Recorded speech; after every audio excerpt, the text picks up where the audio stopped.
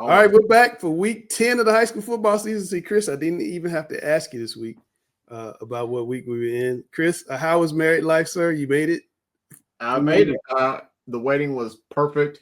I had a great honeymoon up in the mountains, feeling nice and recharged and ready to get back at it. So, yeah, it was a great week. All right, well, let's get back at it.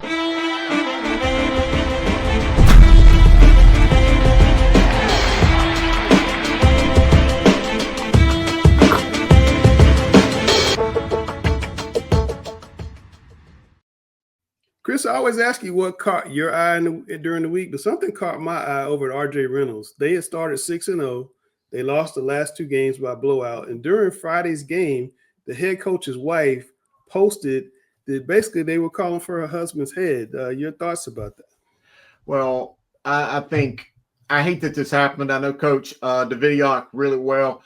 He has done a phenomenal job at RJ Reynolds. And I think before some of these delusional fans start to lose their mind and lose all their stuff in the fan stands, one, they need to realize that coaches' wives and players' families are there and have a little decency about themselves. But you need to realize that in the 6th season, like Coach Davidiak, in the 3 years he's been there, he has won more games than Reynolds had won in the previous 6 seasons before he got there. In fact, he is going to have a winning season this year. This Demon team is pretty good. Reynolds has not had a winning football season since 2009. I feel like I'm channeling my inner Alex Bass because this is foolishness.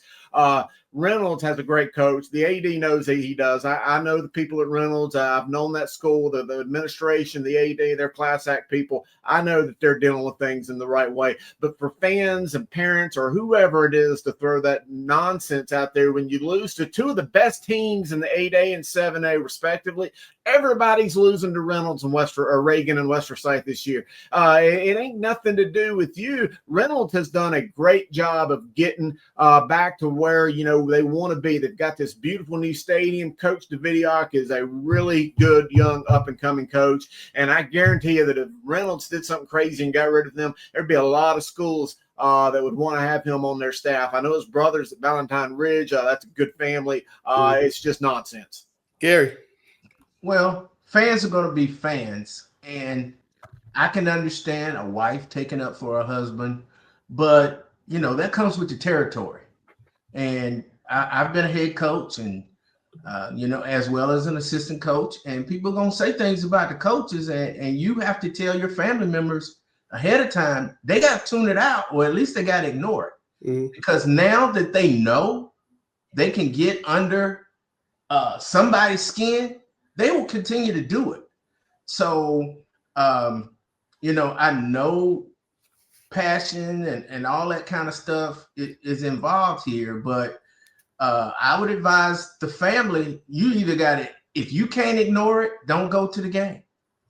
I had to have that talk with my wife. Hey, you know where parents sit?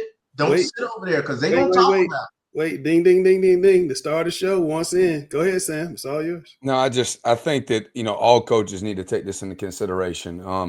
You know, we all have young ones that come to games, and it's very important that they want to see their father, you know, or whoever's coaching, coach. And one of the best advice I've ever had was if you want to come to the game and really enjoy the game, don't mind sitting on the visitor side.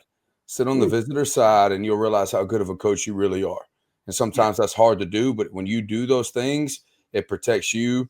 And you're going to see new people every week. You're not going to build any type of expectations of negativity on other situations because you don't want, I mean, everybody's passionate about the game. The best thing you do is remove yourself from the situation.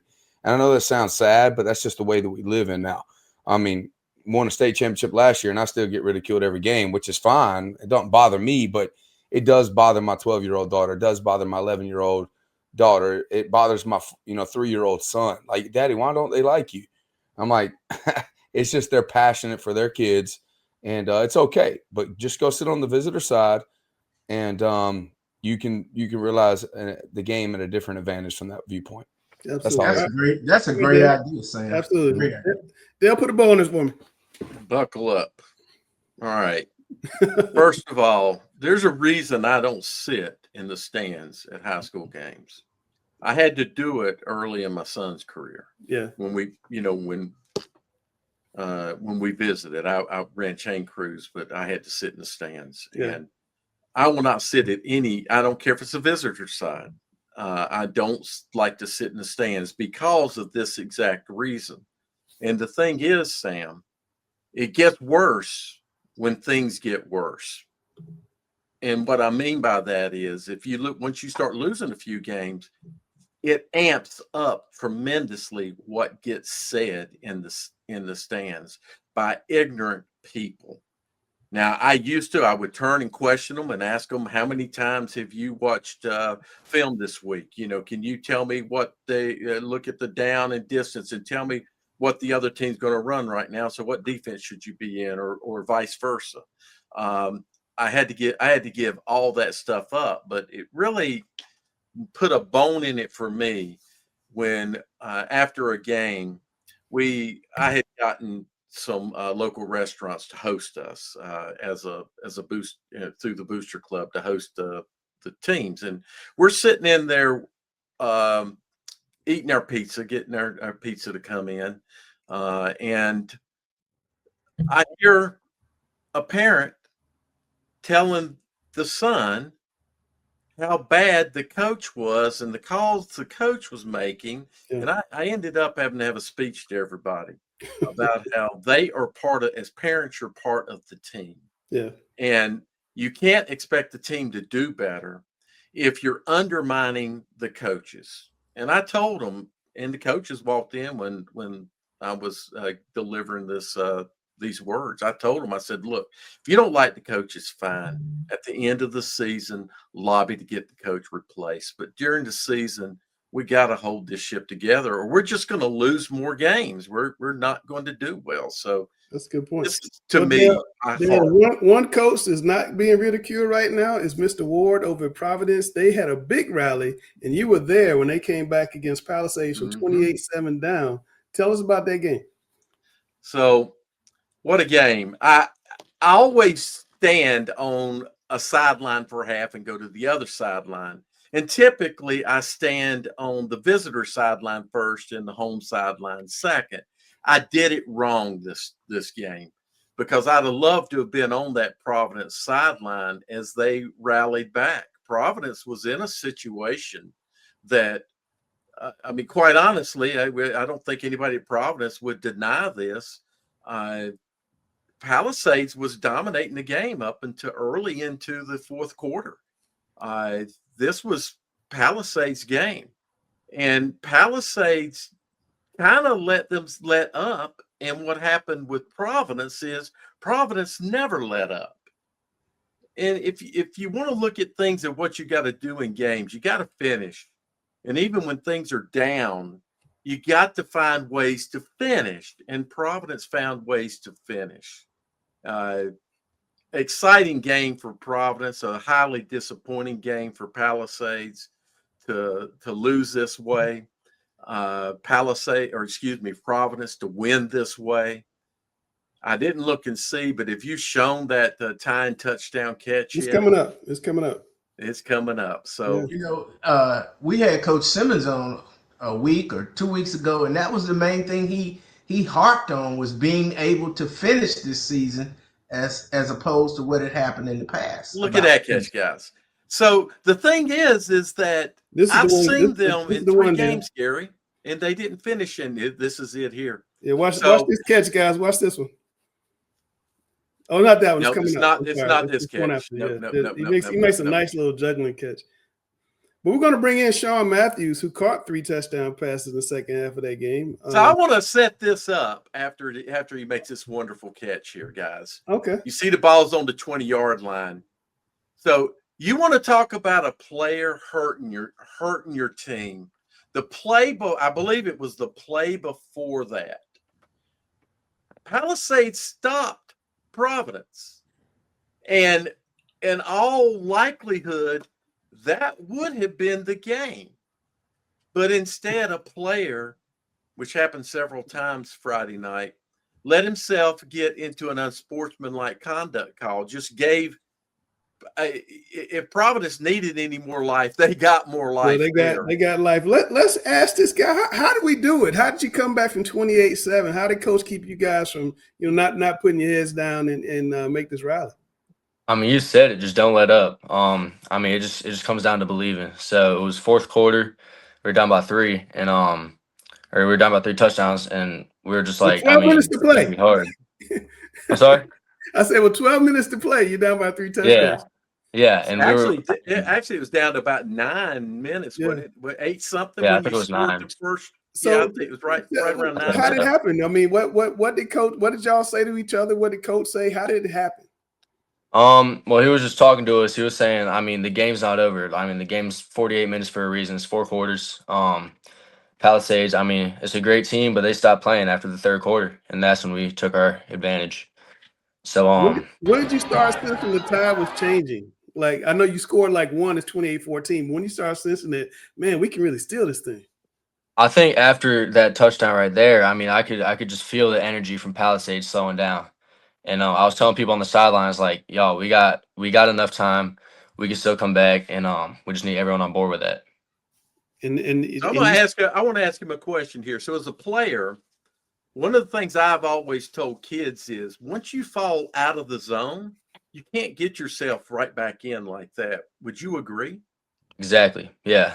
I mean, yeah, exactly how you said it. Like if you're down on yourself, or if you think the game's already over, the game's going to be over. So that's why I was trying to just tell everyone, like, y'all, game's not over. We got 9 minutes. We just need everyone to put in all the effort that they can, because it's a very important game for us. Sean, but I want to know, even though you guys were getting beat, you guys never played like you were getting beat. I'm going to say that as your body posture and the way that you played, you never let yourselves get beat. That's yes, sir. I think. Yes, sir. Sean, I want to ask you before I let you go, 10 years from now, when you're at the barbershop and everybody's telling lies about when they play high school football, what are you going to tell them about this game? Because nobody's going to believe you caught 3 touchdowns in the 4th quarter. I'm gonna just tell them, like, I mean, it's all about the momentum. We had no momentum, and it's just, someone's got to take charge. So I was like, I mean, it's a team effort at the end of the day. I'm gonna tell them about Colton Bogan. He got stuffed up very last play of the game in overtime. Still went and scored the ball. I'm telling about A-Rob too on the onside kick, because that's what really made me believe, like, yeah, we got this in the bag. So it's a group effort. It's not just one person. That's what's up, man. I love that answer, man. Best of luck to you guys. You got a chance to win the conference championship first time in 5 years. Sure. How cool is that for you guys? I mean, it's a great feeling, but we're not there yet. We got Valentine Ridge, and then we got AK. Those are 2 very good games, so I can't wait for that.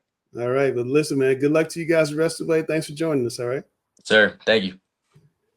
All right. I love that answer. All right, we got to bring I in need to send you that onside kick, Langston, in case you want to clip it in there. Yeah, we gotta bring in the big man from Huff, Jarvis Potts, committed to Appalachian State. You guys had a classic trap game on Friday. You got Mars Park coming up, but you got South Meck, which you won 6 in a row. They was hot coming in. How'd you guys stick to the script and handle business against South Meck on Friday? We really went in the week into running that football. We ran that football hard this week, and we shut them boys down. And we did what we had to do this week. You know what I'm saying? That's what I had to say. Is there something different about this Huff team? Because we've seen a lot of Huff teams do really well and dominate the regular season and get to the playoffs and come up, just a little bit short. One play last year, one play short. Is there something different about this team that's going to make it better? Finishing. We're gonna be finishing this year. We're gonna finish this year. We're gonna end off with a ring this year. Promise you that. Promise. Now, why are you promising? Look at your quarterback. Look at your quarterback right behind you. Why are you promising that? Man, we moving different this year. I just feel it. Everybody's just all together. We getting locked in. Absolutely. What was it about Appalachian State, great school, that made you decide to choose them? They were showing the most love out of all the other schools that offer me, and that's the right place for me. Family went there, my uncle went there, his wife went there, and his daughter also went there. So I feel like that's just perfect for me. I mean, you're a super legacy up there. Yeah. Jarvis, I was up there yesterday and things didn't go so well. You think you can step right in and plug a hole on that offensive line up at that? Yeah, I'm locking it down. Like I'm telling you, when I get up there, we changing it. We changing it. All my boys, all the 26 O linemen that committed. When we get up there, we gonna come up there and we're gonna get up there and get ready to work. Now, before you go up the hill, Mhm. before you go up that big hill,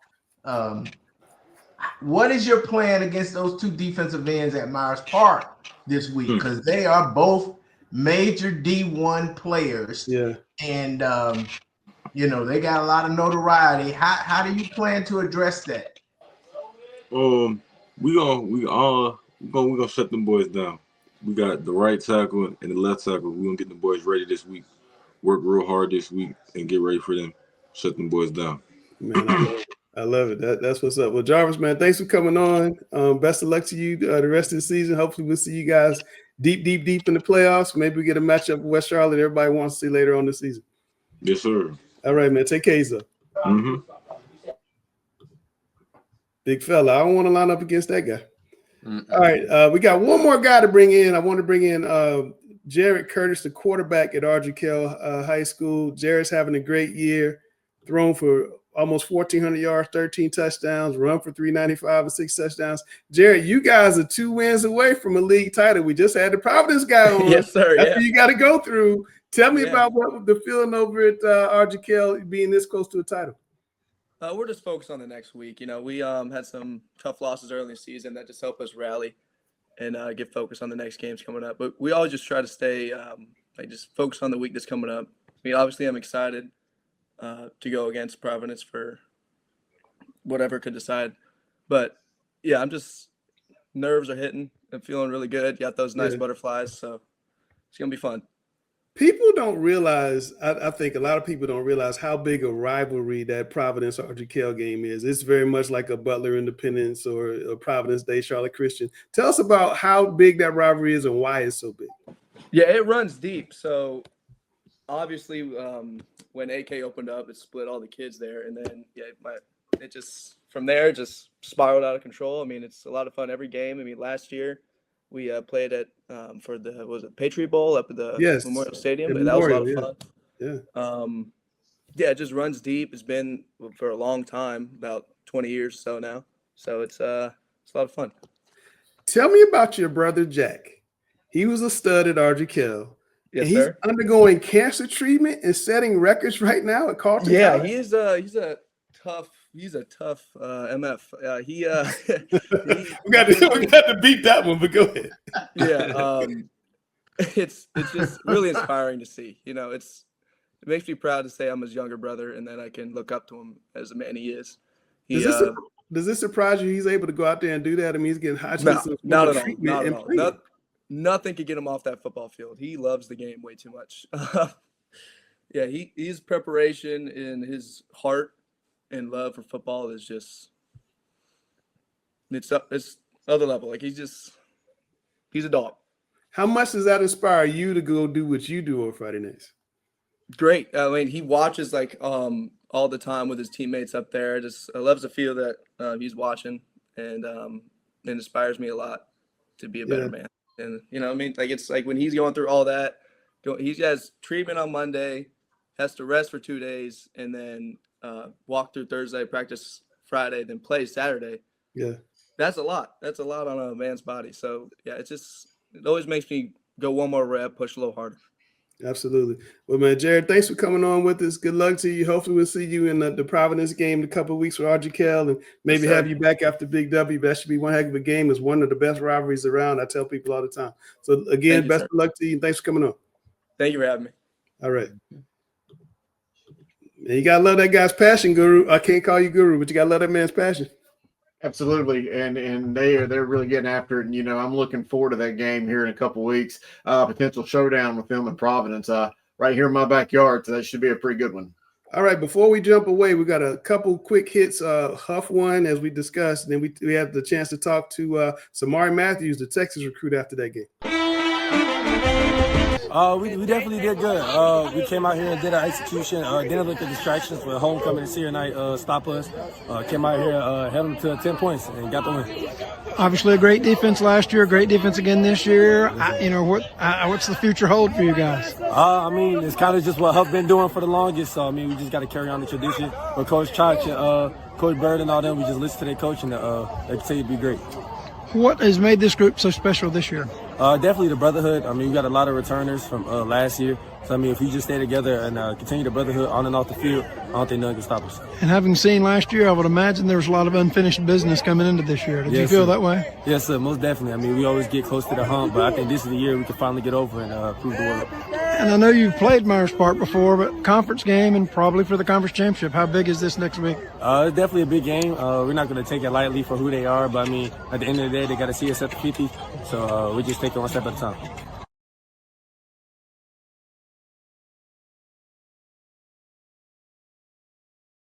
All right. And then also, you guys remember Weddington, right? There's a team up in Union County named Weddington. They lost to Myers Park, first time they lost at home in the gazillion years. And it's almost like nobody remembers Weddington anymore. Well, they won 7 in a row, Chris. I wouldn't want to play any component of the playoffs. Sam's lucky he don't have to play him. He's scared to death of the man. But he did talk to us after the game when they beat Porter Ridge. It was a really big game in Union County, but Weddington turned into a blowout. Just came in here, handled business, had great energy at practice this week. Still got to clean up a couple things, penalties, and just mental errors, but I think we played a pretty dominant game. Just got to keep moving forward. Coach talked about how important this game was because of the way the conference standings are. What do you want to take from this game, you and your teammates, to take from this game moving forward with your final game of the regular season next week? We always want an outright conference win. We don't want to share with anybody. We're selfish when it comes to that, and so this game was definitely important to show that who the dominant team in the conference is. Yeah, we had a great week of practice. Kids had a lot of good energy. Coaches put together a good plan, and our kids are playing at a high level right now. So we knew this was a big one in the conference. They were in the 2 spot, we were in the 1st spot. So we got to make sure that we keep the conference title outright back at Weddington, and our kids answer the bell.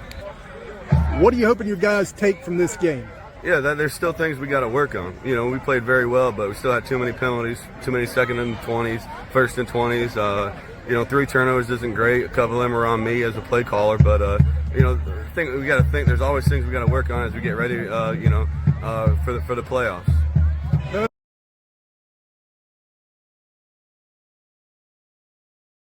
All right, Gary, Weddington, are they going to be a factor in the playoffs? Oh, definitely. Looking forward to, that triangle of Weddington, Grimsley, and Independence. Yeah. All 3 are probably saying, let the other 2 knock each other off before we get to them. Before we get to them. So that'll be interesting to see how the brackets are set up between Weddington, Grimsley, and Independence. I think those would probably be your leaders in the 7A, but I'll leave that up to Chris to figure out. Well, we're going to get into that in a little bit. We're going to take a quick break right here. We're going to be back after this message.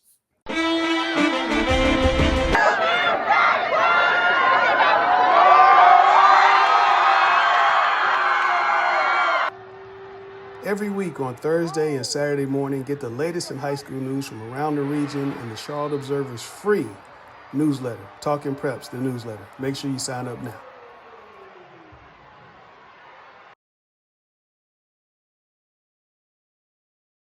All right, we're back. It's time. Normally, this is the time we do Players of the Week, but Players of the Week has its own thing now. You catch it Mondays at 8. You can catch it on Twitter, on Instagram, on the CharlotteObserver.com. It's everywhere right now, so you can go and watch it. But the players we talked about are right there. Jacob Badgett, Providence Day, Jared Curtis, RG Kell, Caleb Farrell of Cleveland, Chris, Michaelis Hobgood, 384 and 8 tutties. That's crazy. That's incredible. You start putting yourself up there with those kind of numbers. I don't care what team you're on and what team you're playing. You still had to run for those yards and score those touchdowns, and that's a big-time performance. Yeah, and then we got Cade Keller with Tiger. Nobody's going to want to play with Tiger, and you get a chance to see what Tiger highlights on Tiger's field in that clip. Connor McGeehan of Cardinal Gibbons. Maddox McCree of Hickory had a huge win. The Hickory coach Joe Glass was on with Dale last Wednesday, and Dale and those were saying we're picking East Lincoln. He didn't even flinch. He must have known something, Dale. Man didn't flinch. And then we got no, he didn't flinch. You know, you got to have confidence. And he has confidence in his team. He had confidence. Landon Perry, that's right. Wake Forest, Jared Street of Independence. Every time I talk to DJ McFadden, he says Street is a dude. Every time I talk to him. Jaden White of Huff, who came on the show, he had a great game, stepped in for a guy going to Miami. And then Nathan Dowdy of Hickory Grove just had one of the best performances of school history. So all those guys are featured. Go find the clip. I'll try to put a little link up there. Go find the clip. And if you want to be a player of the week, this is how you do it. You send a note to us on X or IG with your stats and your huddle link. We will verify the stats, but do that by Saturday at 6 p.m. And who knows, maybe Sam Griner and Brian Hales and Gary Richmond and Dale Ross will talk about you. Isn't that right, Coach? Coach S? I love talking about people. Maybe not. I didn't see a lot of enthusiasm right there. We were losing our enthusiasm. I did want to ask you guys about the new CMS policy. CMS has, both Sam's been involved in some of these games that they called high profile. Now they have a policy. It's going to extend to everything. All sports are going to be under this policy. And they can drop it in anytime they expect a large expected crowd, previous incidents of those facility, proximity to non-school events, which is kind of the reason why they moved the Halloween games the night before this year, or at the request of the school. So basically what they're going to do is limit ticket sales or no ticket sales at the gate. They may cap the number of tickets. They're going to have additional security, which is something you've been calling for, limited entry and exit, separate concession stands, and attendance limitations. Gary, I think you mentioned no students from non-competing schools should be allowed entry. I almost feel like they were watching what you guys were saying. Gary, what are your thoughts? My thoughts are, if there's some major roadway, let's say Harris Boulevard, I-77, 485. If there's an accident, they clean up the accident and they move on. Nothing changes, okay? You're going to have fights in high school. They have fights at college games. They have fights at pro games. Every single week. You can't live scared. And this whole policy has been a scared policy.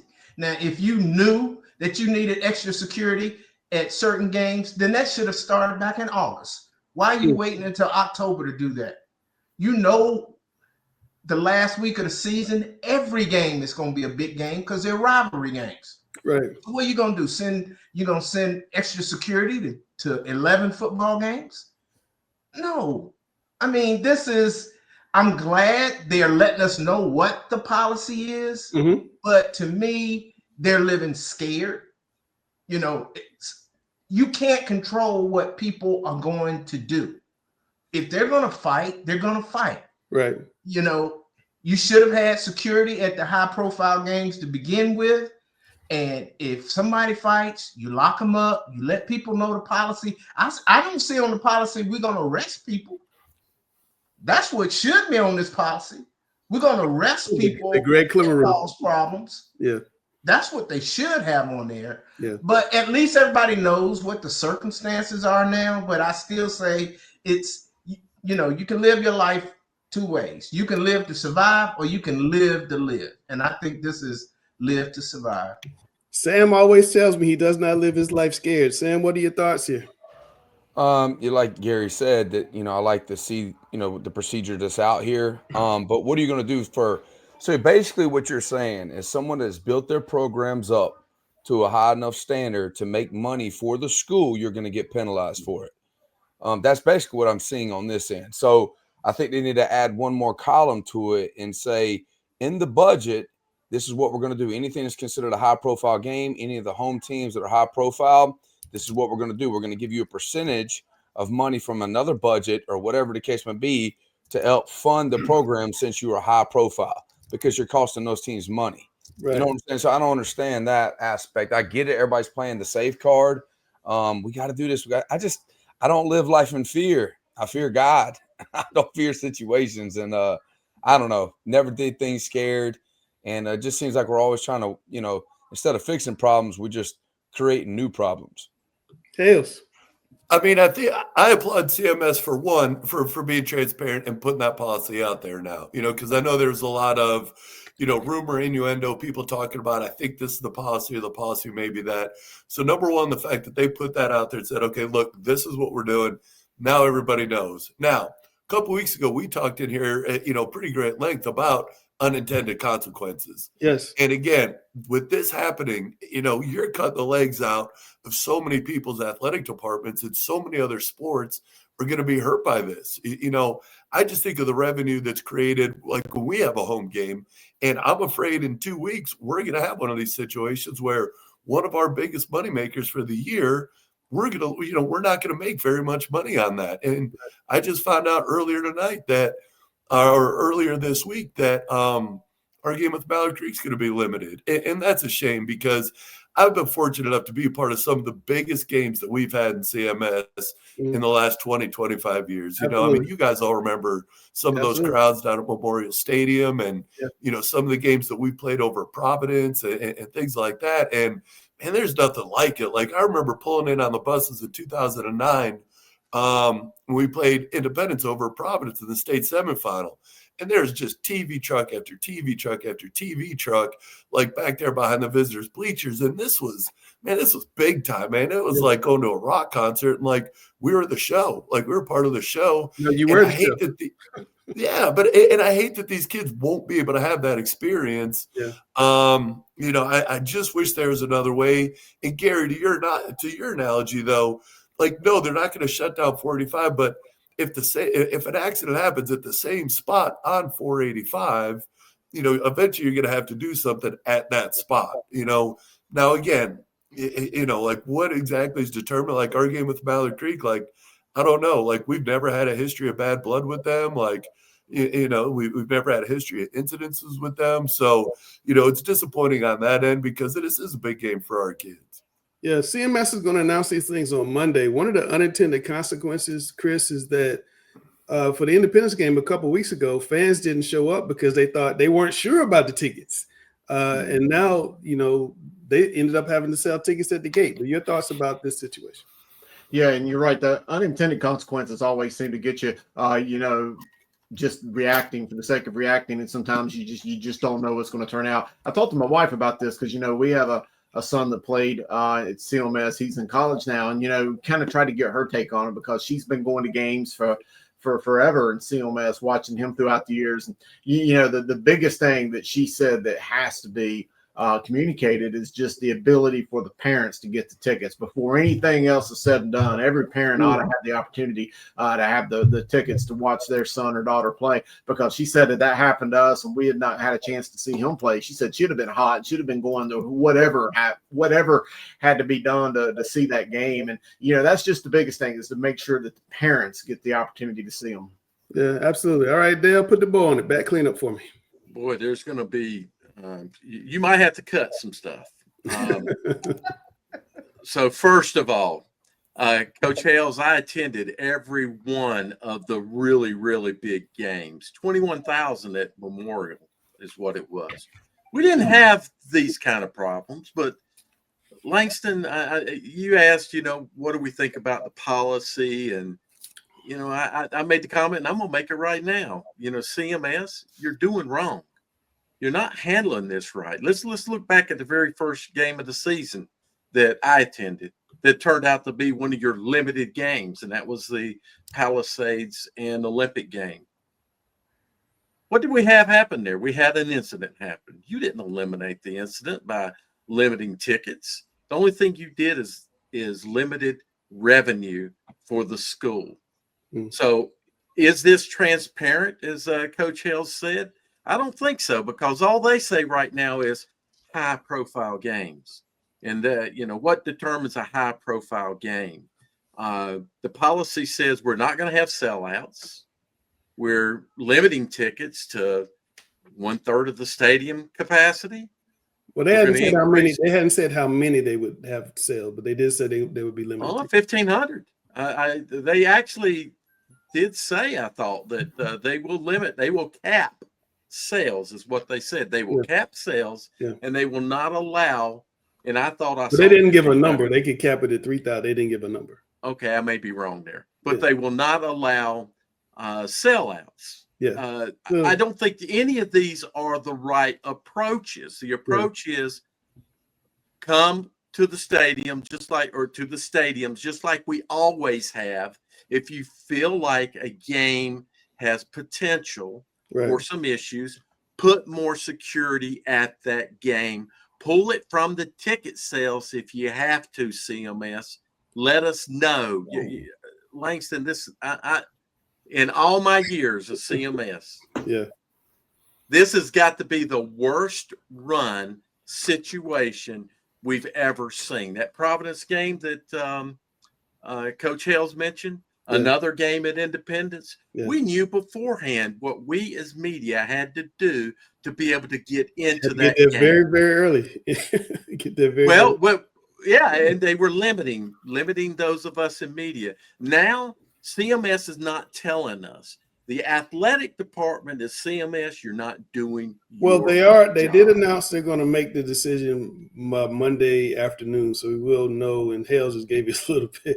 Well, we will know on Mondays when those games are being. How are we going to know? Are they going to send out a press release? I'm assuming they're going to send out a press release. I will certainly send out a note to them to remind them. But Hales, final word, Hales. We got to move on.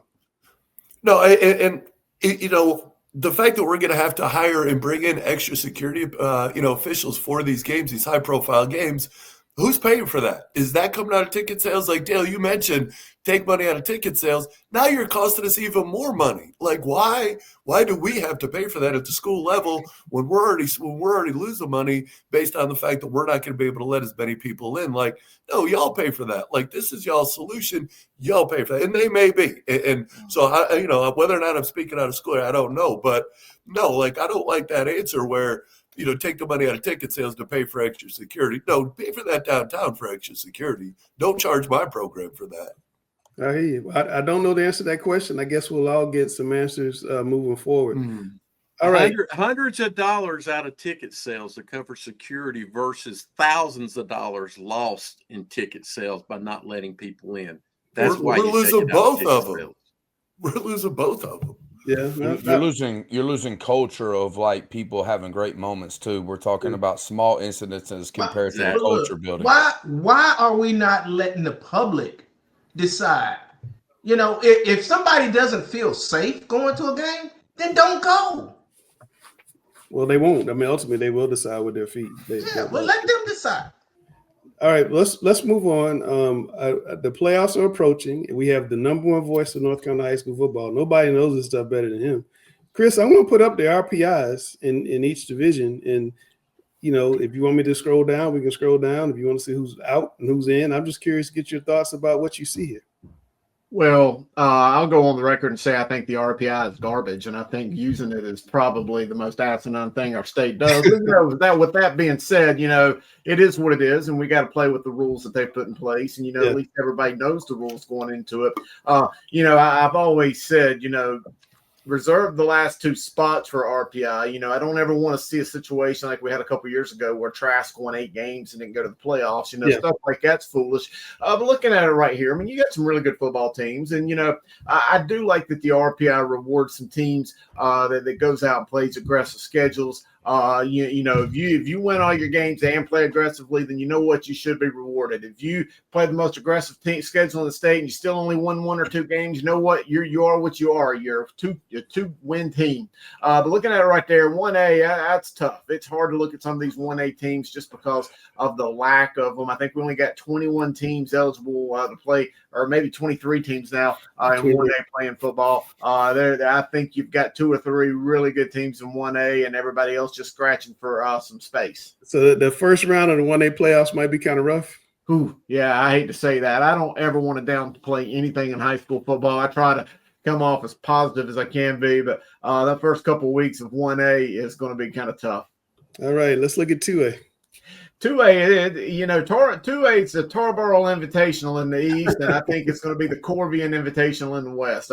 There's still some really good 2A teams. Look at Starmount right there. Starmount, that Mountain Valley Conference between Starmount, East Wilkes, and Allegheny. Those are three really good teams right there. So I'm anxious to kind of see how they kind of traverse to the playoffs, because I think they're a little bit of an upper echelon. Of course, we saw that 1-point game barn burner between Corvian and Community School of Davidson. I saw Community School of Davidson the other week. Yeah. Man, they are really good. I seen Corvian earlier in the year. They are really good. I know Coach Hales can talk about them. 2A gets a little bit more interesting. You got a lot more rivalries and a lot more really good teams. I think that'd be kind of fun to watch. Yeah, I was looking at those teams down on You the can bubble.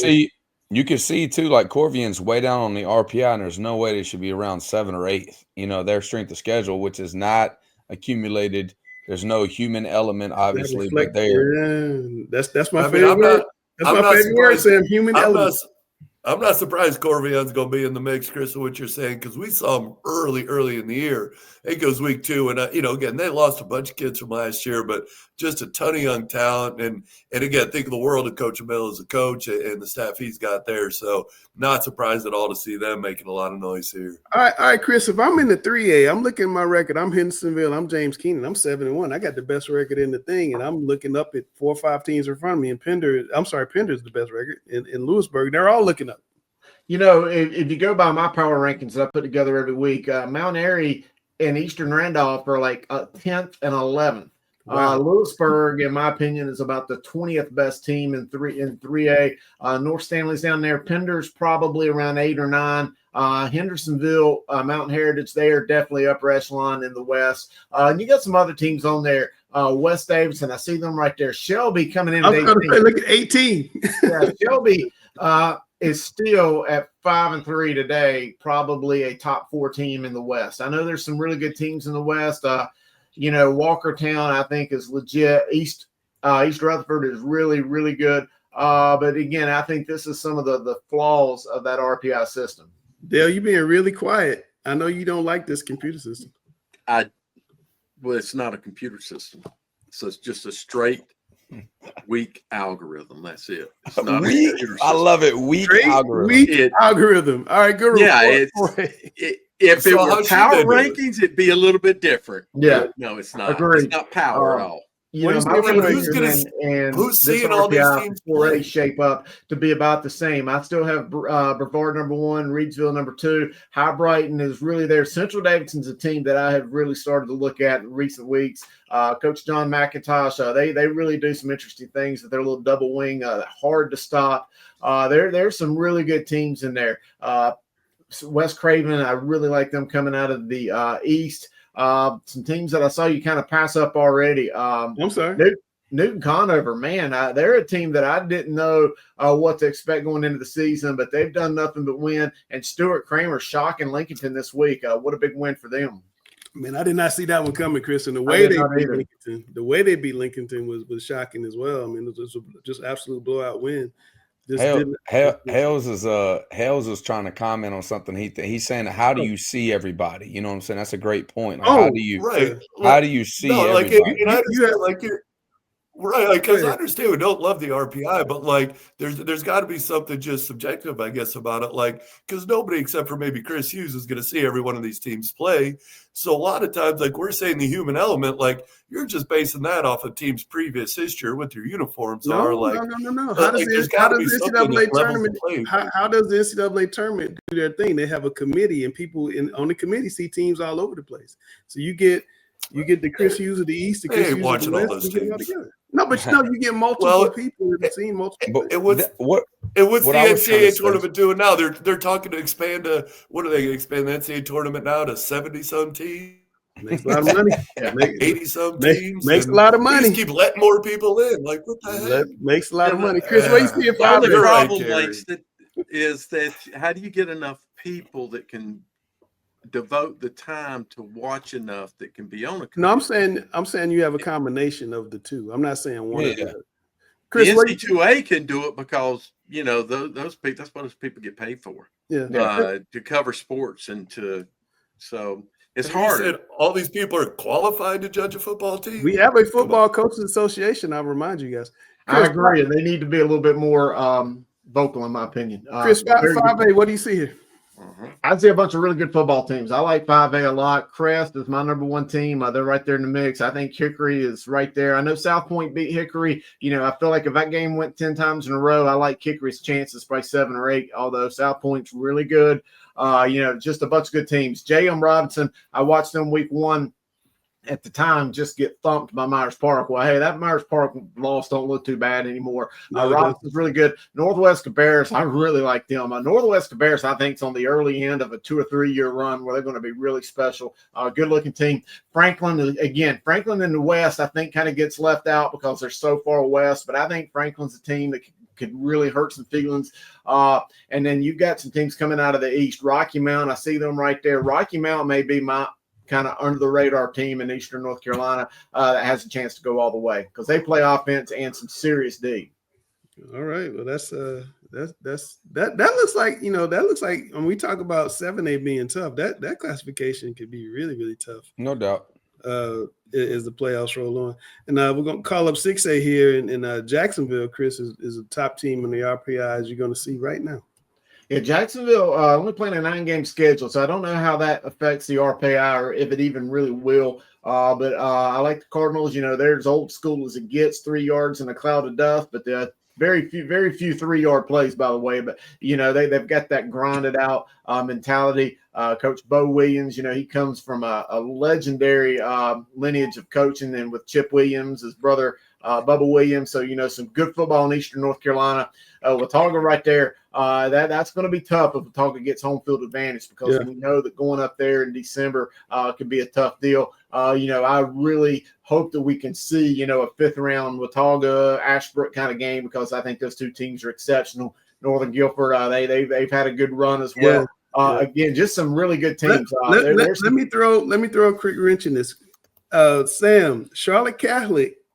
This happened to you last year. You played all those 4A teams, then you went and played 3A in the playoffs, and speed limit slows down. What happens when Charlotte Catholic gets away from all the 8A and 7A and jumps to the 6A playoffs with the pedigree they have?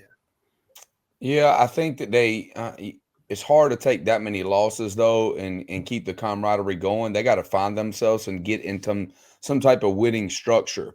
Mm-hmm. If you go in stumbling into the playoffs, it's going to be a little bit tough. I still think those teams at the top can give them some havoc and it'd be hard to overcome.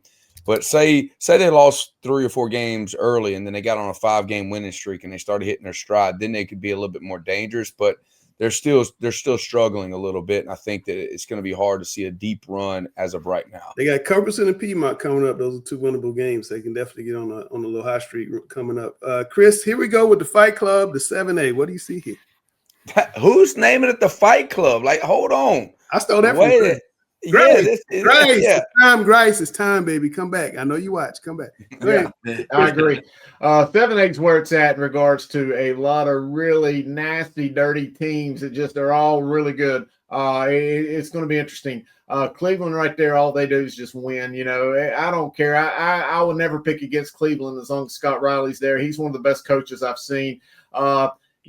Freshman running back, freshman quarterback, it don't matter. He still gets 10 games to win a year. That's just automatic for him. He's kind of like Andy Capone. Grimsley right there, we know all about them. Gibbons is a team. Larkin, we had the little segment with Capone. I think he's right where he wants to be. Nobody's talking about him, and he loves it. That's still a team you're going to have to deal with. We know Indy's what they are. Reagan is really, really good. Reagan might have the most nasty defense I've seen. I really like them.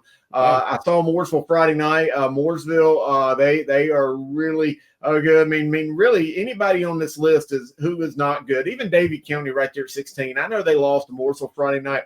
Davie County is one of the toughest, just physical, gritty teams I've seen this year. Even in the loss, they're not on the elite level of a Mooresville, but they're a tough team. Just everybody, even as far down as Hillside right there at 22nd. I got a question, Chris. Not to interrupt you. I got a question. There's this team in Matthews that is 4-4 sitting right there. Nobody really expected them to do a whole lot. Got a couple games coming up. Maybe get to the playoffs on a win streak. What do you think about that, Hills? Oh, I'm excited about it. I mean, you look at our opponent's winning percentage there. We've been playing good team after good team. I mean, you got Olympic battling for a conference championship, Corvian sitting at 7-1, Providence battling for a conference championship, Irmo, Providence Day, West Charlotte. I mean, we've been battling, and it's been forcing our kids to grow up in a hurry, and that's speeding up our learning curve. That's speeding up our improvement. And I think we're going to be excited once the playoffs get here. But, again, take care of these next 2 weeks. But like we've been saying, man, we've been in the playoffs now. We've been in the playoffs for a couple of weeks already. So, and we knew that. We talked about back, this summer, in our conference media day that, like, our playoffs start, like, last week in September. So, like, we're playing great team after great team. Is this the hardest you've ever coached? Is this the hardest you've ever coached since you've been head coach this year? I think that might be fair to say. It's just been, because I'm just, trying to break a lot of bad habits that were picked up in the last year, and at the same time get familiar with kids, and kids get familiar with me, and show them who I am and things like that. So I've coached differently this year than I have in the past. So you might be able to say I've coached a little bit harder. Hey, Brian, have you had to coach your coaches this year?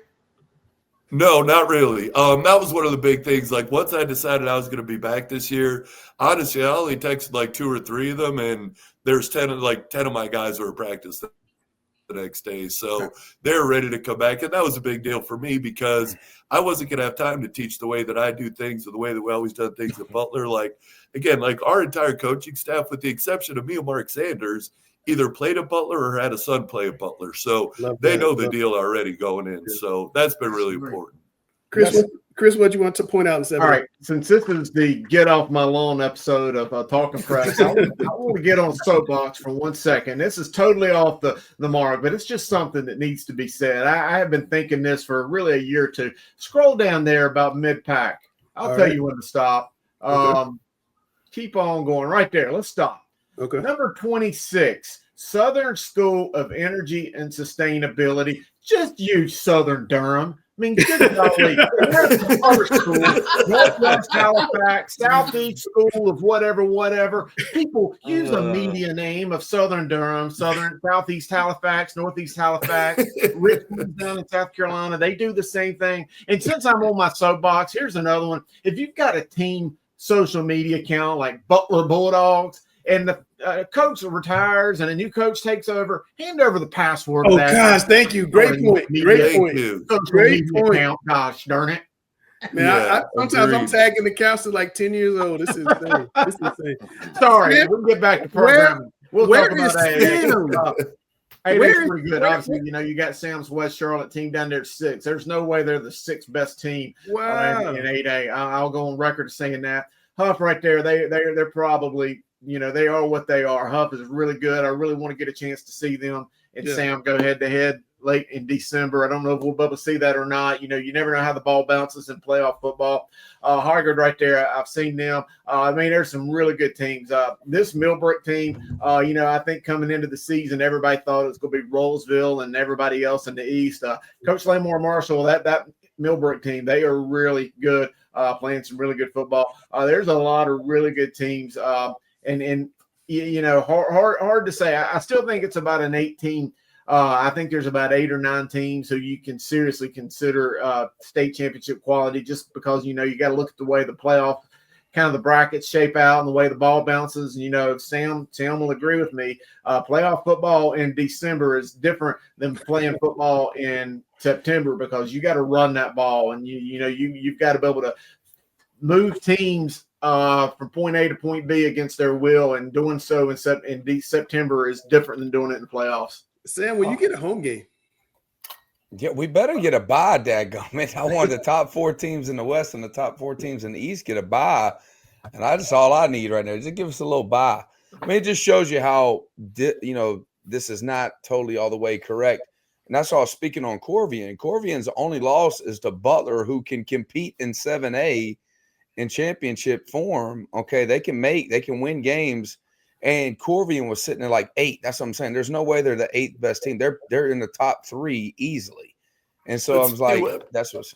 But what I'm saying about that, when I'm saying like that human element and things like that, like you're saying, hey, this is a Butler team. we're a 4-4 Butler team, and we're 4-4 because we're young. We're 4-4 because we're learning our way.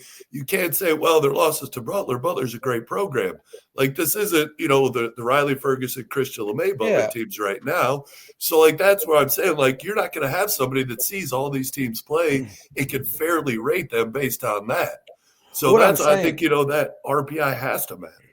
Yeah, but I think a power ranking. One second. Hold on, go ahead. All right, so check this out. So there should be something that goes into a 2A team playing a 7A team. It's not just loss and win record. That's what I'm saying. If they had that extra element of strength of schedule based on what level they're playing those games, and those things somehow to calculate. I like the RPI. I just think it needs one more other element. I don't know if it's human element. I'm just saying that. Just we have a coaching association. It needs power rankings, so you can get an actual power ranking of a team. So, Coach Hales, your Butler team, for example, your power ranking will be determined by who you played, who they played, and it's more than just a win-loss record. No, win-loss record. RPI is nothing but wins and losses. That's it. Just wins and losses. It doesn't matter. Wins and losses matter. They do. What? They do. No wins doubt. And losses matter. But it's better. But like it's best to just go play. Like so. If I could get everybody on the schedule next year, all my non-conference games. If I can just go to South Carolina, I can go to Georgia. I can go to go play a 1A team, a 2A team, a 3A team who's going to win every game except us. Yeah. Okay, now all of a sudden they end up going 9-1, and you can beat them by 40, 50 points, or you can go against a team that might have 3 losses, like like Cardinal Gibbons or something like that, are so much more difficult. If you could schedule that, that's the key of how getting a better RPI. But that doesn't necessarily get your team prepared, is what I'm saying. Like, there's got to be some type of element of strength of schedule. Like, you going to play Irmo's going to compete for a state championship on the other side. But, I thought it was smart when you played Corvian. That's going to really help your RPI. And it was a tough game and tight game. But it's really kudos to Corvian for going up to try to play that to see where they're at. It did not help Corvian in their RPIs, what I'm saying. And what's going on here, it hurt them. Because y'all are 4-4, but that was probably the toughest game that they played all year. But it was a dumb decision based upon the way that they're doing the ranking. One thing I like to see, just as a thought experiment, if Dale and Chris would do it, like just take one class, like both of you guys take one class and show me what your playoff pairings would look like, and we can put yours against the states. Maybe like 7A and 8A. That'd be really curious. I love to see what that looks like. It's time to go. Let me answer Coach Hale's point about the wins. Now remember, y'all get on me by the show being long. I'm just trying to keep going. Well, I won't be long. Wins and losses in a computer generated power ranking will be factored in. So your wins and losses against more powerful teams carry more weight than let's say an 8A team goes out and plays 9. I know this is not possible, but played 9 1A teams and they win all of them. So RPI wise, they're going to have a tremendously nice RPI if those 9 teams they played also had good RPIs, etc. But so maybe add a multiplier based on classification. I guess so. Not just classification, but who you played. That helps though. I just don't like the human element part of it because people are nuts. And like, who do you trust enough that watches all these teams and say, oh yeah, they know what they're talking about? Well, do you have enough of those kind of people? Can I get Chris and Dale to do 7A and 8A when the playoff brackets come out? Can we do that? Oh, certainly. Sure. All right, that'd be cool. I hate math. I already got my first question. It's time to talk about some actual games. We're gonna go to the guru in this corner.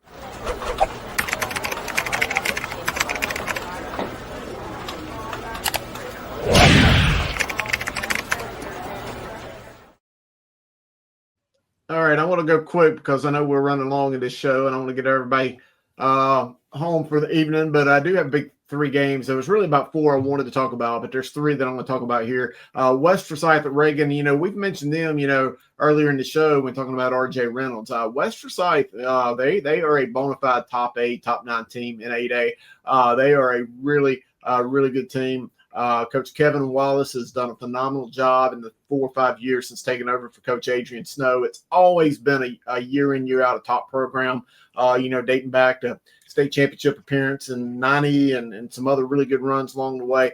Just a great program. Reagan, Josh McGee, the head coach, he was the quarterback of that West Forsyth team back in 98, 99. Great team there as well. So this is a game. Again, I've mentioned it. Reagan maybe one of the best defensive teams I've seen in the state. Just phenomenal. I think this is going to be a great game. These are two really close rivalries. I'm not going to say they don't like each other, but there's definitely a heated aspect of the rivalry. I've been to a few of these games over the year. One of them was decided by a blocked kick in overtime a couple years ago. So, this has the makings of being an overtime game or a really good barn burner thriller kind of game. So if you're up there in the Triad, this is definitely one to take advantage in seeing. Kind of heading over there to the Raleigh area. Rocky Mount, I mentioned them. They are playing a lot of offense and defense. That's just a team that is just kind of buzzsawing through some really good teams. Beat Southern Nash this week. Good gosh, I think they beat Southern Nash and then Wilson Hunt the week before. So I think this Rocky Mount team, they're playing Wilson Hunt this week. My bad. I look at way too much football over the course of the week, but it's okay. But this Hunt team, they also beat Southern Nash. They are a really good team. Coach Juan Jackson, he played for Hunt back in, I think it's 83. Really good team. He's really been building that program the right way. Wilson Hunt's kind of been up and down, but, back in time, especially in the 80s and 90s and some of the 2000s, that was a premier old 3A school team coming out there from the Big East. So I think that's a game that would be worth watching. And then Burlington Williams, talk about a battle of Alamance County, Eastern Alamance or Western Alamance, my bad, Western Alamance and Burlington Williams. Man, I need to drink me a sun drop. Burlington Williams, Western Alamance. So Western Alamance, they beat Eastern Alamance 17-14 in overtime a couple weeks ago. And then they had Williams had a slugfest with Eastern Alamance last week. So, you kind of got that trio of really good teams there in Alamance County going head to head. I really like this one here. So go over there to Burlington Memorial Stadium. That is like one of those enormous stadiums there. Used to be the home of the Elon Phoenix, or actually the Elon Fighting Christians back in the day. Huge stadium, great environment for football. You should go check it out. All right, everybody get a sip of sun drop because we're going to see what Cam's talking about on the greatest Metro games. And then we'll be right back.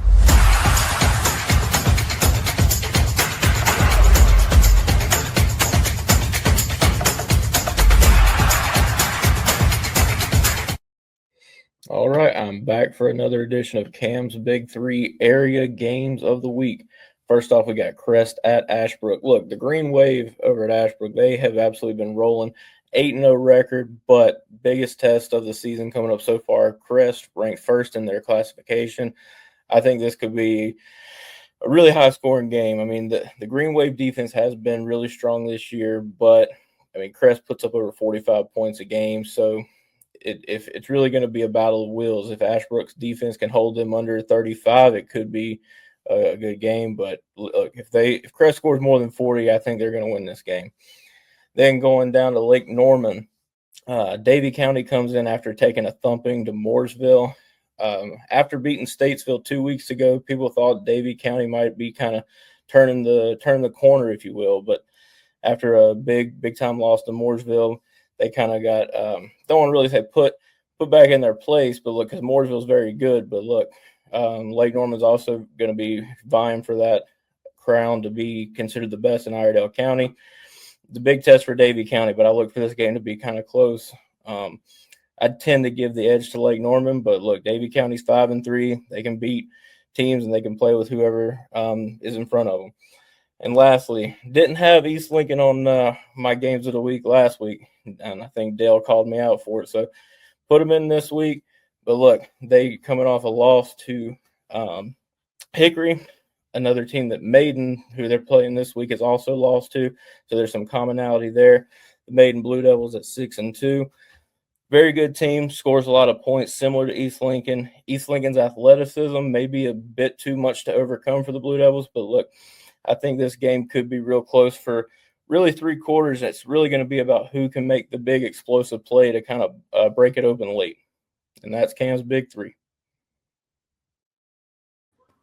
All right, that's Cameron with his big three. Now we're going to talk about some Mecklenburg County football. I'm going against the script because, Gary, you hadn't talked in a while. Butler Mallard Creek. Tell me about this game, Gary. Well, I can't figure Mallard Creek out. I really can't. One week they look like world beaters, and the next week they look like, They ran into the script last week. They ran into that script. Yeah, well, the script only goes for 10 plays. Yeah, they were big after the script. I just can't figure out Mallard Creek. And I know Brian is thinking, I can't figure him out either. And he's paid to figure him out. So I think not much. He ain't paid much, but yeah. Well, yeah, that is true. Well, I got film in time this week. I had a chance to look at it. Okay, calm down. Calm down, Hez. Calm down. Brian is gonna take his $6.50 an hour pay, and he's gonna break down Mallard Creek in require 20 hours, and he'll earn his pay this week. But I'm like Brian. What makes it a big game? Why they gonna have limited sales? I did. That one was surprised. There's some other ones on the schedule I can see, but definitely not that one. There's one I can see. But I think that's in Butler's favor if Mallard Creek doesn't have a big crowd. That now what Tinsley's gonna hear is all them daddies in the stands yelling about, what are you doing, coach? What are you doing? And Brian won't have to do that because he has a reputation that backs what he does. So it's an interesting game, and it's really gonna affect Mallard Creek's seeding if they don't win this game. It can really enhance Butler's seeding if they can win this game. So it's both of them are playoff teams, but it's big for seeding purposes, and it's hard to predict because you don't know what team you're gonna get from Mallard Creek. Well, Coach Hales, what team do you think you're gonna get? I mean, I expect to get the very best of them. I mean, it'd be foolish of me to go into this thinking otherwise. I think for us, having played West Charlotte last week is kind of a big advantage for us because it forced us to have to play a certain kind of way. And I mean, not that we played that way all that great, but I mean, we had to play faster. We had to try to play more physical. And, for us to be able to beat Mallard Creek, which they are bigger than us, they've got a bigger team than us. They have bigger numbers than us. We needed that last week to kind of get us, physically and mentally prepared for it. And, some of the things that we talked about with our team last week are going to be really, really important. And, the big thing I talked to them about was about what toughness is. And I'd seen a Nick Saban clip where he was talking about buying windows for his beach house. And he asked, what's the best type of windows? And the window guy is like, the ones that could take the most before they break. And that became kind of a really big deal for us this week. And, how much can you take before you break your focus? How much can you take before, you take your eyes off your mission? So, for us to have to play against a West Charlotte last week is going to help us. And just to see the way our kids responded after the game. And, Saturday morning we came in and just the positivity knowing that, hey, we can play really hard for 4 quarters against a really, really good team. And, now we just need to carry that into our preparation this week. Awesome. All right. Well, Dale, we got Charlotte Latin and Country Day. This used to be the private school game. Now another one is, but this used to be the game. Yeah. Both teams on the upswing. What do you think about this one? I think it's got potential to be a good game, but I think Latin just ran into a buzzsaw this past weekend, kind of an outclass of who they are. And I believe this is a step back to a team that they can compete against and I think can win. And I tend to believe that Latin will take this game. Wow. I think both of them are coming off a loss. Country Day lost to Christian, correct? Yes. Yeah, so both of them are coming off similar, this is for the bronze medalist right here. Let's just be honest. They get on the podium. You got Providence Day, who's by far the gold medalist in the area. And then you got the silver medalist that's showing themselves and it's always trying to compete for the gold is Charlotte Christian. Right. And but this one right here, this is the first time we can say in my last 5 years of covering these guys, that these two teams are relevant enough to be on the podium. And who's going to be on the podium? I think you call this the podium game, even though they got the playoffs coming in. But this is an exciting game. I really don't know who's going to win this one. If this game's in CMS, it'd be a high-profile game. This would be a high-profile game. I tell you what, you know, when I was at Providence Day back in 2002, 2003, like going up against some of those Latin and Country Day teams, those McNulty and Whitman teams with Pierman, and those guys at Country Day, Braden Hanson and some of those guys, they had at Latin, and the fullback that went to Carolina, the name escapes me right now, Mark Pascal. Like, those are some big time teams and big time games, and I love it. I think it's really cool to see these teams, start getting themselves, kind of reestablished into the hierarchy and be back in the conversation. It's nice. We talk about it's nice when Richmond County's good. It's good in Charlotte when Latin and Country Day are good. Yeah. Gary, I want you to tell me about West Charlotte Chambers, and Sam, I'm gonna let you talk, but I just need one favor. I don't need any interaction at the 50 before the game. Keep your guys over there on the 30. Ask Kills. We're not a mouthy group. We're not a mouthy group. No interaction. There was some interaction in the preseason game between these two schools. Gary, go ahead. Well, West Charlotte doesn't have to holler. They know who they are. Chambers may have to holler to disguise who they are, which is not a very good football team right now. And so I don't think this one's going to be close. If Chambers needs to holler, they need to get it out early because they won't have anything to holler about at the end of the game, because I don't think it's going to be close. Sam, is this a trap game for you? Every game can be a trap game if you approach it that way. To be honest with you, like we have ambitions to try to win another state championship, and to do that, this game has to go into the factor of that we take care of business of what we're supposed to do, and we have to get better at certain elements of the game. We are not cleaned up at certain spots, and I want to make sure that we're moving in the direction that when we do get to the playoffs, we don't have that game where we're crying to go home, but at the end we're tears of joy. You want to be 13-2 and not 14-1. That's correct. Because there's a certain team that will be 14-1. Nah, they wouldn't be 14. See, that's where y'all all want to put that into the fold. No, that's what you mean. No, it's not, because that means they'd be in the state championship game. We want to beat them. What you mean that 14-1? No, they would be like 12-1 and 13-1. One of those two. Seems technically. So y'all always like to put that in there to make it. But it's all good. No, I mean, I don't think there's going to be any issues going at the 50 type deal. I think Coach Cap's done a great job of putting his imprint on that team. They're a very competitive team. We saw them be able to beat the Clovers and compete with certain teams, and then they had a little bit of lumps in the road, and then they're getting back on the winning streak right here, beating North Mech. Right. So this is a rivalry game for us, and we like to look at every game. Like a lot of people, we want their best, and that's going to help us sharpen as we get to the playoffs. I don't want people to slip up when they play us. We want their best, and it's going to make us sharpen our tools better so that when we need them, we have those weapons. And so we look forward to this game, and definitely not a trap game. Every game can be a trap game for us. I'm just saying, North Mech, West Charlotte, that's an old rivalry, and they're gonna put everybody. But that's what I'm saying. I think we've built our program to a point that every game we play is high profile, and that's the way I want it to be. You shouldn't say that, Sam. You shouldn't say that. I ain't talking about that. Whatever, they got to write that. Someone got to write the check. But I'm saying we want everybody's best, and we're getting everybody's best, and you wouldn't want any other way. It's all good. Gary, your school, Hopewell, had 66 points, a school record against Garinger on Friday. They hope to keep that momentum going before they play Huff next week. Got West Mech going to be favored. Hopewell's not favored in a lot of games. How do they handle that? Well, I hope they handle it as a program that is learning how to win and how to move on from, Friday night to Monday afternoon. Hey, Friday night is over with.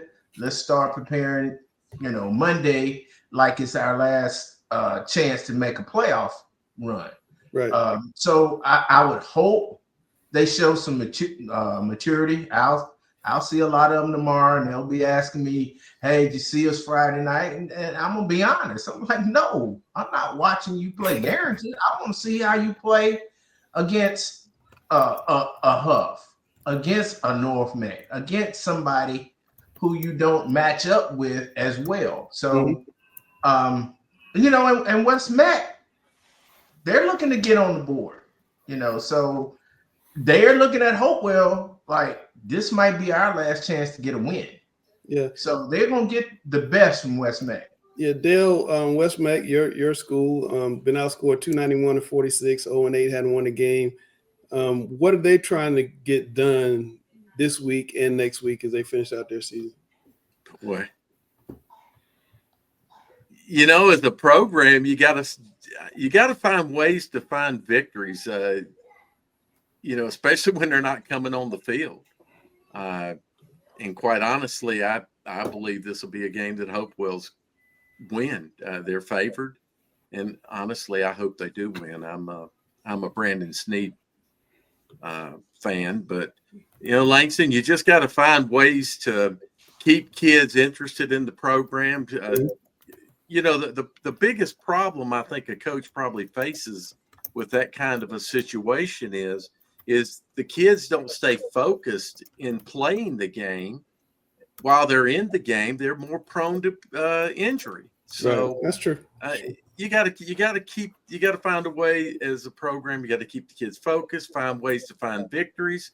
That whole stuff that I like to say about play to play, win, do better from next play, etc. Those are the kind of things you got to kind of work on, and then just hope they can lead to something positive at the end of the game. I definitely wouldn't have played West Meck if I knew they were going to be and what they are, because it's killing my RPI right now. Battle of the West Side Trophy was not worth it. One thing I do like about the CMS schedule, West Meck plays guaranteed to end the season, so one of those teams get to go off with a good feeling. Just to get a win. It's a chance to. I mean, both teams are going to that week. I mean, it's almost like their state championship week. They know they have a shot, and somebody's going to get a win. So I really like that. Okay, so Gary, I want to bring you back to the game of the week in Charlotte, or one of the two games of the week in Charlotte. Providence Day at Christian is one of the best rivalries around. Providence Day, as you know, won't even call Christian by their name. It's a school down the street. What do they call them? The school down the street. School down the street. They won't even if you call Jaden Davis right now at Michigan, Jaden, they're about to play Christian. Oh no, that's the school down the street, Mr. Works. That's what he said. Okay, kind of like Ohio State won't say Michigan. They say exactly. School up north. School up north, exactly. That's school up north. I think Ship started that, by the way. He did. Yeah. But what do you think about this game, Gary? It's a chance for Charlotte Christian to pull off an upset. It's going to be tough. I don't see it happening, but it'll be competitive. No, it will not. Gary, no, it won't. This game is not competitive. It's a different level here. Okay, let's call it what it is.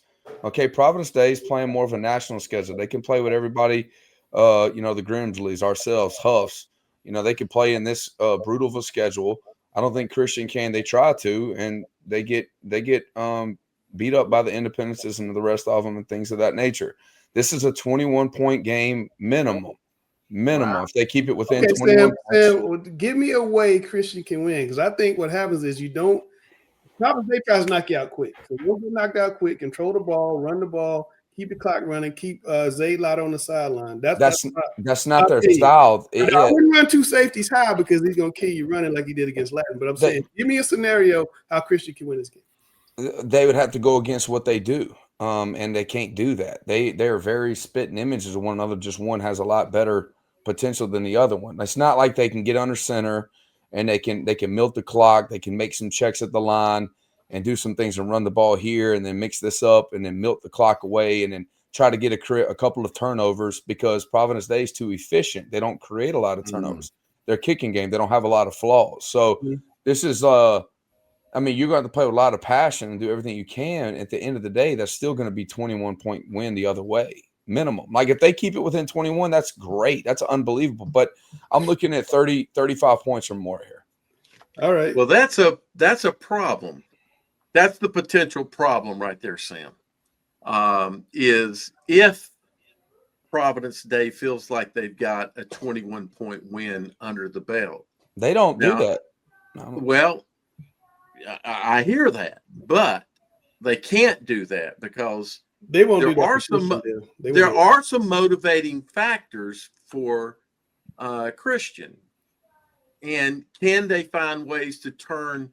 This is a highly There are of three the games. games I've Three yeah games the that probably games I've Vegas up for Raven Gap, Christian, and exactly in the games I've been to, in rival games I've been to. Yeah. This one competes on a level with the Richmond Scotland It's one of the best 5 in North Carolina. I tell anybody. Exactly. When's the last time Scotland County beat Richmond County? But can they channel? So we're talking about this game. I'm just trying to give you where this game sits. So can they find ways to channel that? And Providence, every time I haven't been to the game in several years now, but the last time I went, it was a heavy Providence up front. And, talking with Greer before the game and his honest, his honest talk to me, he said, his honest talk, in other words, not the coach speak. Not a bravado. When he comes on the show, gives us all that coach speak.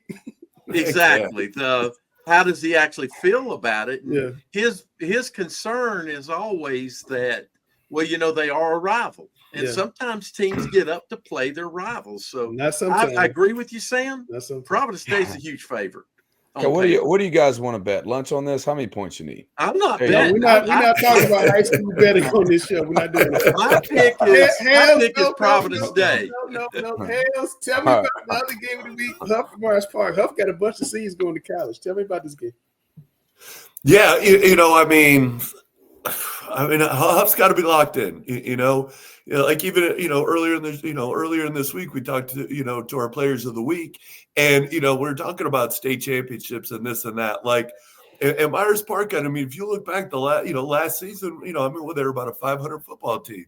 So Huff can't look past that. Huff's got to be locked in, and if you're a state championship football team, you're going to come out dang guns a-blazing and just ready to take them out right away. And if you don't, they're going to hang around. And again, we're not talking about chopped liver at the Myers Park just hanging around here. Like, Myers Park's a good football team. Like, I saw them on the field right before we played Olympic, and they look bigger. They were bigger than I thought they were going to be. They're big. So, yeah, plus the fact and honestly, guys, one of my favorite places to coach, one of my favorite stadiums in Charlotte is Myers Park. I love going over there, and I think that's going to be an awesome environment. I think it's, hopefully they let everybody into that game, but I think it's going to be an awesome, awesome game. I think it's going to be a great environment, but if you're Huff, you come out early and you got to establish you're going to be an alpha. Otherwise it's, we're going to be asking questions again. Gary? The one big thing is that, I don't think, I could be Tyron, the wide receiver, did not play the last game. I think injury, that's a big miss. That's a high targeted guy that's going to go against very great opponent that's already taken down, like you said, Weddington early in the year. So this is a game that's a lot more closer, but I think Huff is the better team here, and personally I'd be rooting for Huff, and everybody be like, why would you be doing that? And I'm like, why would you be doing that, sir? Pretty simple. RPI. RPI. I know. I just want to say.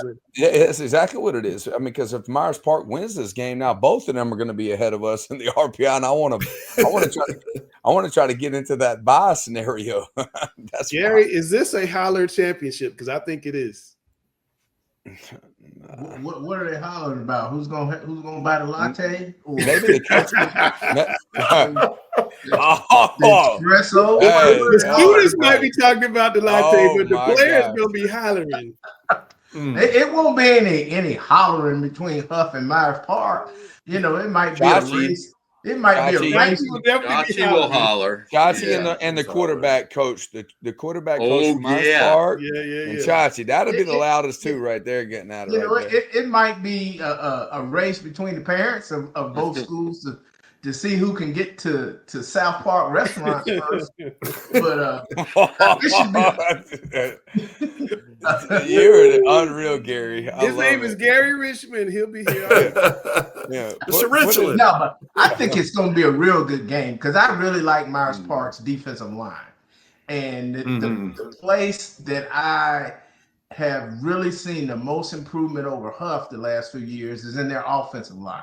Yeah. And so I'm really looking forward to seeing Myers Park defensive front go up against Huff's offensive line. I think that should be a game or the battle within the war, so to speak. So I'm looking forward to that, but I still think Huff is the better team. I think Huff has more team speed than Myers Park. I've seen both of them, and I think Huff has more team speed than Myers Park. I think one thing that absolutely is going to matter, and I know Myers Park had the big game with Weddington this year, but Huff's used to being in big games, year in, year out. Their kids, their coaching staff, they're used to being in games like that.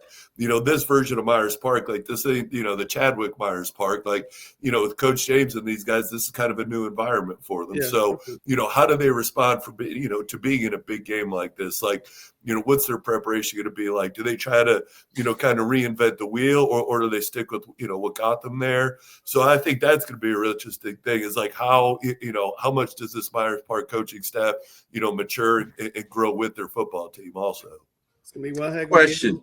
Go ahead. Mm-hmm. Why do y'all think this game would be targeted as a high-profile game? After all, this is Myers Park. Just because it's two good teams. That's why I'm looking. It's Myers Park. You're not getting what I'm asking. You really think they'll limit ticket sales at Myers Park? We'll see. If they don't, then they're not following the protocol. They've done it in basketball, so I mean, we'll see.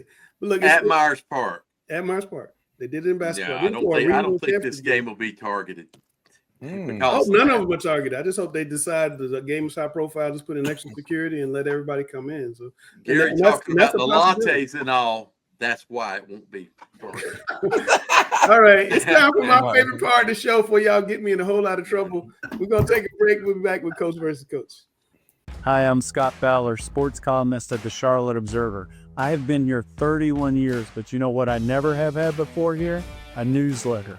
I've got one now. It's free. I'd love you to sign up for it and get my take. Every single time I have a column, you'll see it first. Panthers, Hornets, college sports, high school sports, whatever controversies going on. Sign up for my free newsletter, and you will be able to get my column every single time earlier than anyone else.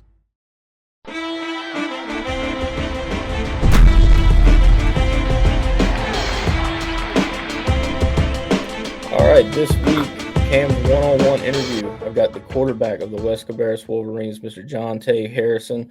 I've got to see a lot of this kid over the last couple of years because my brother actually plays on the West Cabarrus team as well. So I've seen John Tay kind of grow up through the JV ranks and now varsity starter in his senior year. John Tay, welcome to the show, man. What's up?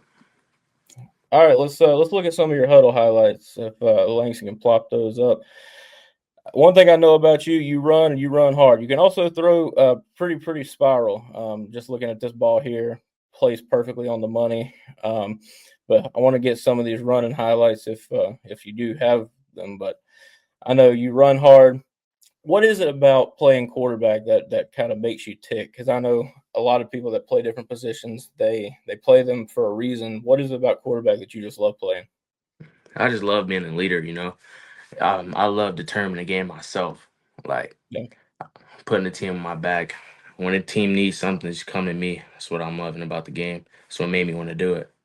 Yeah, talking about putting the team on your back, let's talk about that game last week. Absolute nail-biter against Cox Mill. It gets to overtime. There was no doubt in my mind that I knew Coach Matt Jenkins was going to go for two. What was the play design? What was the play call? Because, that was the best blocking I had seen all night. You walked in on that touch or on that two-point conversion.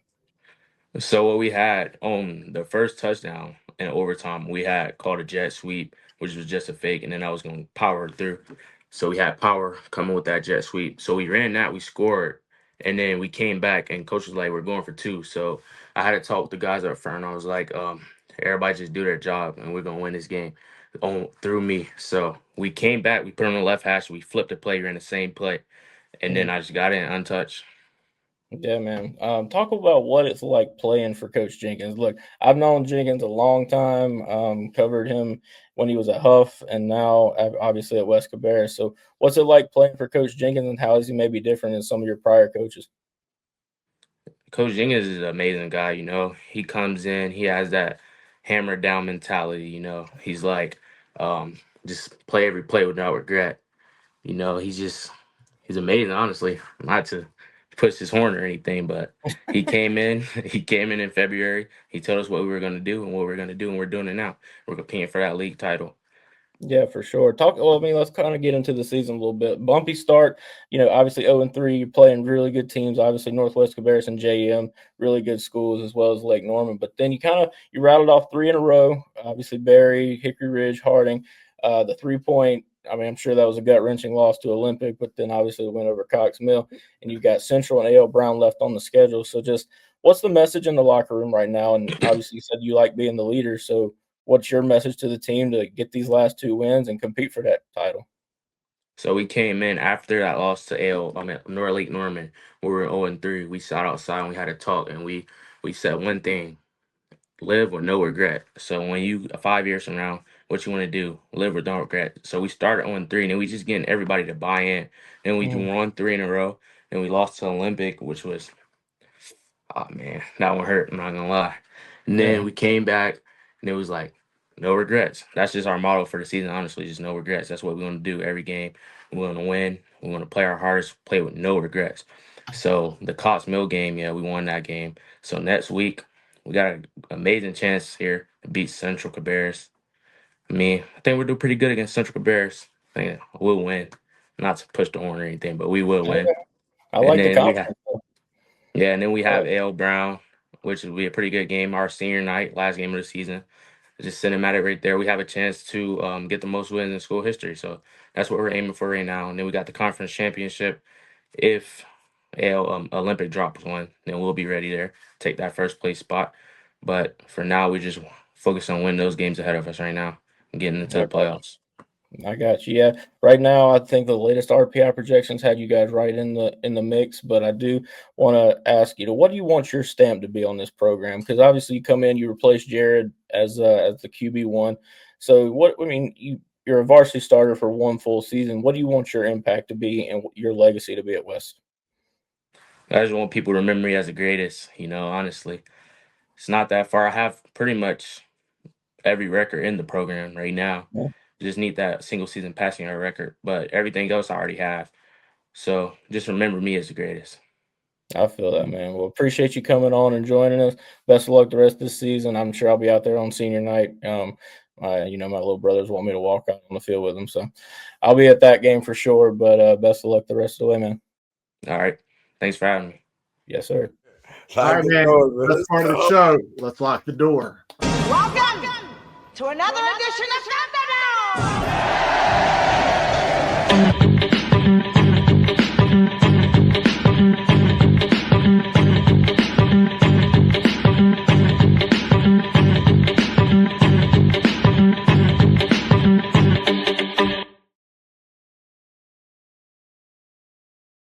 All right, guys, going into week 10. So let's do some coach versus coach action. Let's go to question number 1. Tell me about the toughest loss you've ever taken as a coach and a player. Coach Hales, you're up top. I'm going to go with you first. The player, it's tough because, like I said, I played at Kent State, and we lost pretty much every game we played. So I'd say as a player, college would be my toughest loss. But as a coach, the 2 that jump out to me are 2011, my first year as head coach up at Greensboro Page. We were in the second round, coming off 2 state championships. We had a big lead at halftime. And it seemed like everything that didn't go wrong the previous 2 years all went wrong in the second half. Being a young head coach myself, I lost my mind. I learned so much about, the kids are watching you. They're going to react how you react. And I absolutely lost my mind that night. And James Summers had a lot to do with that. And I think the other one was the 2014 game against Independence over at our place where we scored. We were actually down about 2 or 3 touchdowns. We scored with under a minute left to take the lead. And then they threw a screen pass where Brandon Brown got blocked in the back, Joe Evans. And, they ended up scoring a touchdown with about 10 seconds left. And so that was a tough one for us, man. Gary. As a player, was my senior year at North Mecklenburg, 1981. I'm dating myself now. We were playing West Charlotte for the right to go to the state playoffs. It was a tie game into the last 2 minutes of the game. Our long snapper snapped the ball over the punter's head, and West Charlotte fell on it, and they won the game, and they got to go to the playoffs, and that was the end of my playing career. So that was the toughest game for me as a player. As a coach, I know this is a football show, but I also did basketball. And my advanced team in 2003, we lost the state championship by 3 points in the last minute. So that's always going to be the toughest loss for me as a coach. Now, as a football coach, I think it was 1998. We were second-year school advance. And we were the first 2-year program ever in the state of North Carolina to make it to the state playoffs. And we upset a team in the first round. I think it was AC Reynolds at their place on a 2-point conversion, and then came back to earth. The next game we got beat by Ashbrook, which was the dominant team in our conference at the time. But the reason it hurt so much is because of the group of kids that I coach. A lot of kids that were on that second-year advanced team, they still stay in contact with me. They text me, they contact me on social media. That's the group of kids on that team I'm the closest with to this day. So when those guys got beat, that hurt a lot. Yeah, when you're telling a story about 1981, man, I'm just visualizing. Even my visualization's in black and white. That is great. That is so true. That's good stuff. But great storytelling. So toughest loss I ever took as a player when I was at Butler High School was when we were the best team in Charlotte. We just beat Myers Park when they had like Omar Gaither and all those guys. And so we go into the regional final to play Richmond County at Richmond, and we were up 20-6 at halftime. And we ended up losing that game late to go to the state championship. And I'll never forget, it was just very tough because we had a lot of magic in ourselves, but that Raider magic came into the fold in the second half, and it was very difficult. You always don't want to be crying at the end of the year because there's no other game to come to. So that was brutal. Toughest loss as a coach, been a few of them. Regular season would be when I was at Harding, and defensive minded guy. The second year I was at Harding, I did not call the defense or have defensive influence. I was calling the offense, and we were running wing T. As much as y'all give me crap about not scoring points stuff, we lost 56-58 or something like that. And we got all the way down to the 2-yard line, and the clock ran out on us. And to Audrey Kale, that was the toughest one. I still, Joe Evans, still gives me crap about that one. But in the playoffs, those are the ones that hurt the most. And at West Charlotte, we lost to the number 1 seed, Kings Mountain. We had that game won in the fourth quarter, and they came back and beat us at the very end. And then the following year in the third round, we lost to Crest in overtime, where all we had to do was make a 10-yard field goal right before the end of the half. We milked it all the way down and missed the field goal. And then in overtime, we scored right away. And then they went for 2, and we weren't able to stop them from going for 2. So those were brutal losses there as a coach and a player. All right. Hey, Sam, we'll stick right here with you. Question number 2, coach versus coach. Who's the best player that you coached that wasn't a star guy? That is good. A star guy to me is a lot of times is the guys that score touchdowns. So I'm going to go a different route with this one. Like Hollywood. Yeah. Hollywood Smothers, Kavaris Crouch, Dante Nicholson, Jamari Nichols. Like I've coached a lot of guys that are in the headlines a lot of times. The best player I've ever coached plays in the NFL right now. His name is Javon Gwynn. He was a 6'2" lineman, most explosive player I've ever seen with that size. He wrestled. He competed for state championships. He learned how to wrestle in 2 years, and he was competing for a state championship the second year. I've never seen someone, we called him Big Red, but the only tendency that we gave away that year that we won the state championship at Harding was actually we ran the ball behind him. If we pulled, the ball's going there. Don't worry about the misdirection. Wherever that guy was pulling to is where we were going because he was a human plow. He was a machine, and I would say he's not a big star guy because you didn't hear that much about him because he's playing offensive line. You only hear those guys a lot of times when they're doing something wrong. And but kudos to him. Best player I've ever coached still to date is Javon Gwynn. Yeah, man, that's an awesome question. Like, I'm going to kind of go the Sam route here. I'm going to talk about an offensive lineman. Actually, I'm going to talk about two offensive linemen because they go hand in hand. And one of them, of course, is Kendall Lamb. Kendall's in his 11th year in the NFL right now, but there wasn't a lot of, hey, Kendall Lamb's at Butler. Like, there's going to be scouts all over the place. Like, Kendall was an under the radar kid coming out of high school, went to App State. He made some all-state teams, his senior year, but he wasn't like a preseason all-state kid, anything like that. But and if I want to even take that a little bit further, the left guard who played next to him on those, first couple of state championship teams was a kid by the name of Ryan Farrell. And we beat Independence the first time in 2009 over at third place. We ran the ball 52 times that night. 47 of them were to the left side. And it wasn't just because Kendall was there. It's because we had a kid named Ryan Farrell who went on, and, he played up at Emory and Henry and had a nice career up there. He's a firefighter now. But he was a kid that, like, if, he had the measurables, and I told the team about him the other day, if he had the measurables, like, he would have went, probably played major college football, but, he was a 5'10" kid. But again, he was a great player. He was so much fun to coach, and he was like the quintessential offensive lineman.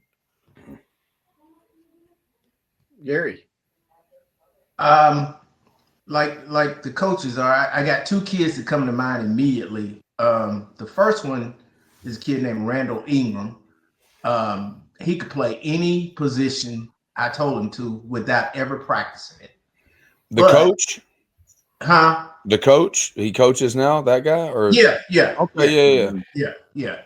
And he could play any position I told him to without ever practicing it. I could say, hey, Randall, go play fullback, go play free safety, go play corner. And he knew the scheme. He knew how to play it without practicing it. But he was our star advanced. So the guy that was a non-star was a kid we had named Ken Adams. Ken came to us from Garinger. The first year that Vance was open, he was one of the kids that came, when they break off schools to form one school. And so you recruited him. I got you. No, I didn't. From Garinger? No, I didn't recruit him. But anyway, he could play any position as well. He was our backup quarterback. He could play slot receiver. He could play wide receiver. He could play corner. He could play free safety. And he didn't get any credit for it. He didn't go play college football. He wasn't fast. He wasn't big.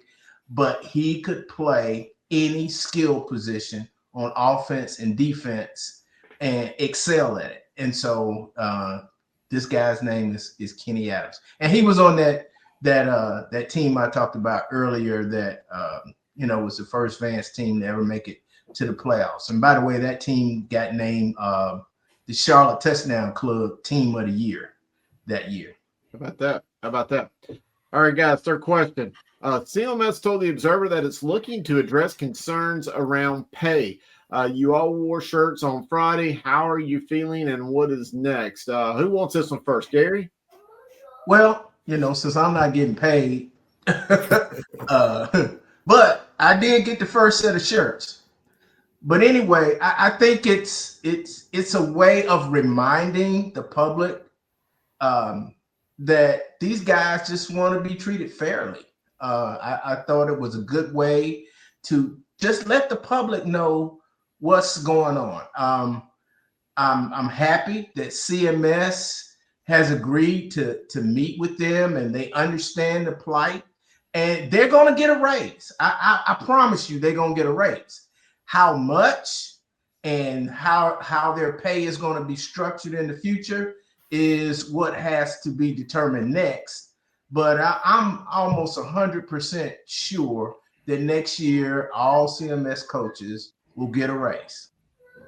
Coach, I don't think people downtown are opposed to paying them more money. It's how much more are they going to be able to pay them? But they're going to get a raise. Yeah, I mean, I'm optimistic, just based on the things that I've been hearing, things I've been saying, I'm optimistic. I'm guarded at the same time. I've been told things before that haven't happened, but again, I'm optimistic, and I think, the big thing is just, just like we showed Friday night that we're in this together and we need to stick together as coaches. And I think we're going to do that, and I actually had a couple of parents after the game Friday saying, or asking where I got the shirt. They were in support. They said they'd wear the shirts as well. So, I think just that we got the awareness out, kind of what the situation is. And, some of the things that we do, I think a lot of people just are unaware of it. So, that the awareness is being brought to it. They said they're going to visit on the topic. So like I said, I've got guarded optimism, but I do have optimism.